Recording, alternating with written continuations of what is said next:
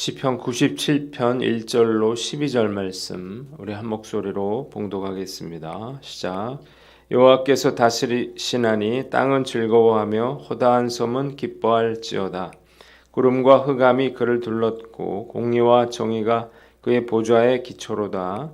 불이 그의 앞에서 나와 사방의 대적들을 불사르시는도다.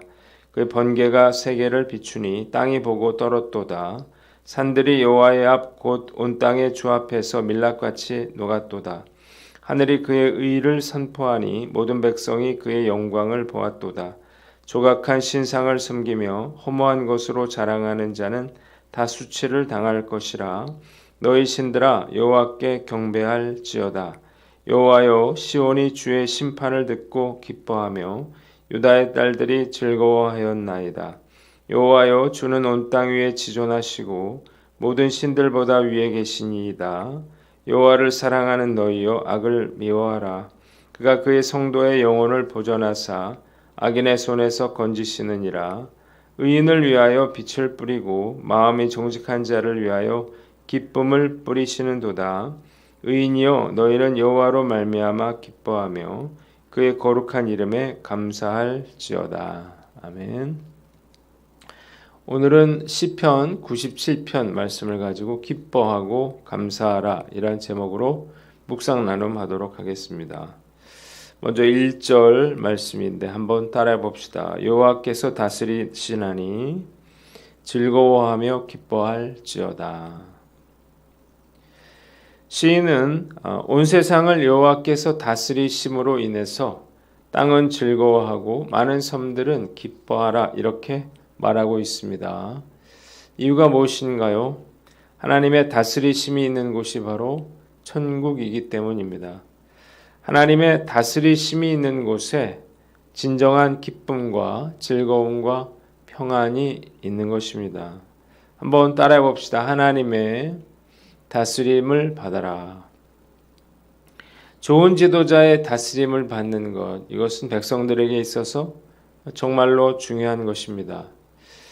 독재자 밑에서 신음하고 고통받는 그런 백성들이 얼마나 많은가요? 그러나 독재 정부보다 더 무서운 것은 무정부 상태입니다. 무정부 상태는 나라는 존재하지만 이를 통치할 그러한 정부가 없거나 유명무실한 그러한 경우죠. 그러므로 국가의 질서를 유지할 법이라든지 공권력이라든지 정책 등이 존재하지 않습니다. 따라서 국토 전체가 무법지대로 전락하게 되고 국민들은 모든 외부적인 그런 위협과 어려움을 개개인이 알아서 해결하고 살아남아야 하는 거예요. 생각만 해도 정말 무서운 일이 아닐 수가 없습니다. 인간은 죄인이기 때문에 무한정의 그러한 자유를 허락해 준다면 그러면 나라는 이런 무정부 상태가 되겠죠. 때문에 좋은 지도자의 다스림을 받는 그러한 백성들은 정말 축복받은 그러한 백성들인 것입니다. 그러나 그 어떤 좋은 지도자도 인간이기에 한계가 있을 수밖에 없습니다. 그러나 하나님의 통치하심을 받는 백성들은 완전한 행복과 기쁨과 즐거움을 누리며 살게 되는 것입니다. 우리도 마찬가지죠. 내 멋대로 내가 하고 싶은 대로 그렇게 살면 정말 편하고 즐겁고 행복할 것 같지만 결코 그렇지가 않습니다. 인간은 자기가 하고 싶은 대로 하고 살게 되면 결국 죄를 짓게 되고 그 죄로 인해서 고통받게 됩니다. 이성균 씨가 엊그제 자살했다 그런 소식을 들었는데 예전에 나의 아저씨라고 하는 드라마를 참 인상 깊게 봤었어요. 그런데 정말 안타깝다는 생각이 듭니다. 우연히 녹취록을 듣게 됐는데 참 이성균 씨가 좋은 사람이구나 그런 생각이 들었습니다. 그러나 이 모든 것은 스스로 절제하지 못했던 그 자신의 책임이죠. 만일 그가 이런 불행한 결말을 미리 알았더라면 제멋대로 행동하지 않았을 것입니다. 개신교인이라고 하니까 더욱 안타까운 마음이 듭니다. 하나님의 다스리심이 없는 곳에는 행복과 기쁨도 존재하지 않는다는 사실을 알아야 합니다. 돈도 성공도 명예도 우리를 행복하거나 또 즐겁게 만들어 줄 수가 없는 것입니다. 연은 연줄에 단단히 묶여 있을 때 창공을 알 수 있고 기차는 철로를 달릴 때 비로소 어디라도 갈 수 있는 것처럼 인간도 철저하게 하나님의 말씀에 순종할 때 축복된 삶을 살아갈 수 있는 것입니다. 매일 기도하고 또 말씀을 묵상하며 사는 게 참 힘들고 괴로울 때도 있어요. 그러나 이런 것들이 나를 하나님으로부터 멀어지지 않게 하고 그리고 하나님의 다스리심을 받게 하는 중요한 끈이 된다는 사실을 알고 철저히 하나님의 다스리심을 받는 저와 여러분들 되시기를 주님의 이름으로 축원합니다. 두 번째는 2절로 9절 말씀인데 2절로 7절 말씀 한번 보겠습니다. 한번 2절 말씀입니다. 공의와 정의가 그의 보좌의 기초로다. 시인은 하나님의 보좌의 기초가 공의와 정의임을 선포합니다. 하나님은 의와 공의로 판단하시고 또 정의를 사랑하시는 분이라는 거예요. 때문에 하나님은 악인의 행위를 엄중하게 심판하십니다. 그리고 하나님의 뜻에 불순종하고 그를 대적하는 자들은 불로 심판하실 것입니다. 시인은 하나님의 임재를 다음과 같이 시적으로 표현했어요. 그의 번개가 치면 온 땅이 두려워 떨며 산들은 촛처럼 녹아버린다. 하늘은 그분의 의를 선포할 때에 모든 백성들은 그분의 영광을 보게 될 것이고 우상 숭배하는 자들은 수치를 당할 것이라는 것입니다. 주님의 다스리심이 순종하는 자들에게는 기쁨이 되지만 죄짓고 우상 숭배하는 자들에게는 두려움과 수치가 된다는 거예요. 한번 따라해 봅시다. 공평과 정의를 행하라. 공평과 정의를 행하는 공정한 사회를 이루는 것, 이것은 너무나도 중요합니다. 공정해야 불평과 원망이 생기지 않습니다. 하나님을 믿는 사람이라면 그래서 공평과 정의를 행하기 위해서 부단히 노력해야 합니다. 그렇지 않으면 누가 봐도 공평하지 못하고 정의롭지 못한데 본인은 스스로 공평하고 정의롭다 이렇게 착각할 수 있기 때문입니다. 어떤 목사가 불법으로 교회를 세습을 하면서 자신이 큰 십자가를 지는 거라 이렇게 말하고 단 한 명의 교인이 납더라도 자신은 이 교회를 지키겠다 이렇게 말하는 걸 봤어요. 스스로 자신을 희생한다 또 공정하다 이렇게 착각을 하고 있는 것입니다. 이솝우화 중에 이런 이야기가 있죠. 어느 날 사자와 나귀와 여우가 함께 사냥을 나갔는데 셋이 협력해서 사냥한 것을 앞에 두고 사자가 말을 했습니다. 자, 우리 셋이 협력해서 이것을 얻었으니 이것을 공정하게 잘 나누자. 사자가 나귀에게 내가 분배하라 이랬더니 나귀는 사냥한 것을 아주 공정하게 3등분을 해서 나눴습니다. 그러자 사자가 화가 났습니다.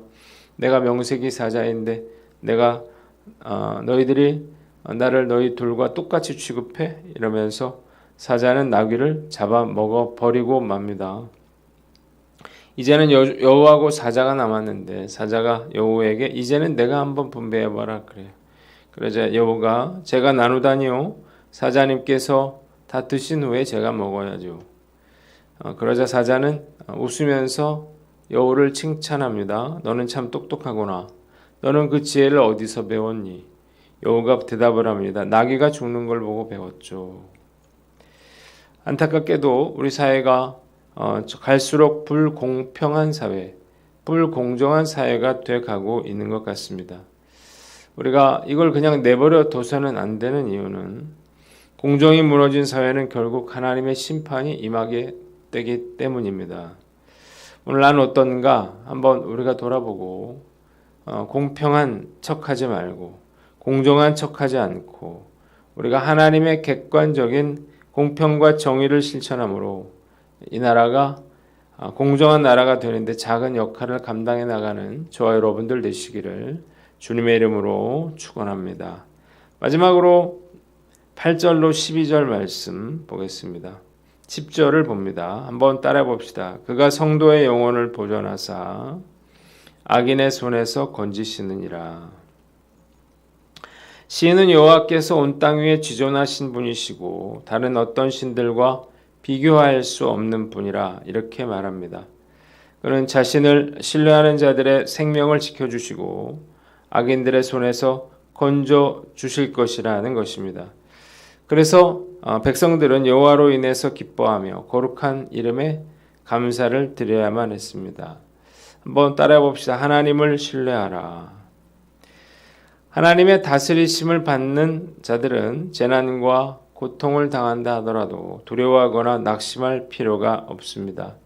하나님께서 그들의 생명을 지켜주시고 악인들의 손에서 그들을 건져주실 것이기 때문입니다. 고난 중에 있더라도 낙심하지 않고 하나님을 신뢰하는 것은 그 어떤 것보다 중요합니다. 저는 몇 달 전에 응답되지 않는 그러한 기도로 인해서 정말 마음이 상하고 처음으로 크게 믿음이 흔들렸던 적이 있는데 평생 하나님을 의지하고 담대하게 살아왔지만 정말 그때는 갑자기 나 혼자 내 동댕이 쳐진 그런 느낌이었습니다. 두려움을 느꼈어요. 이것은 제가 살면서 한 번도 느껴보지 못한 그런 두려움이었습니다. 저는 제가 이렇게 믿음이 없는 사람이었구나 라고 하는 사실을 처음 알았는데 다시 회복이 됐지만 다시는 경험하고 싶지 않은 그러한 일이었습니다. 사실 지금도 별로 자신은 없어요. 정말 두렵고 고통스러운 일을 만난다면 하나님을 신뢰하며 믿음으로 반응할 수 있을지 두려운 마음입니다. 그래서 하나님께서 저에게 은혜를 베풀어 주시기만을 간절히 기도합니다. 그리 아니하실지라도 라고 하는 말은 결코 쉽게 할 말은 아닌 것입니다. 그러나 우리가 하나님의 도우심 없이는 한순간도 살아갈 수 없는 연약한 존재이기에 그리고 하나님께서 우리를 지켜주시고 보호해 주신다고 하는 그 하나님의 말씀이 우리에게 주어졌기에 우리가 어떤 상황에서도 이 주님의 능력의 말씀을 의지하고 고난 중에도 끝까지 하나님을 신뢰하는 저와 여러분들 되시기를 주님의 이름으로 축원합니다. 기도하겠습니다. 하나님 아버지, 하나님의 다스리심을 받고 공정하며 언제나 하나님을 신뢰하는 저희들이 되게 하여 주시옵소서.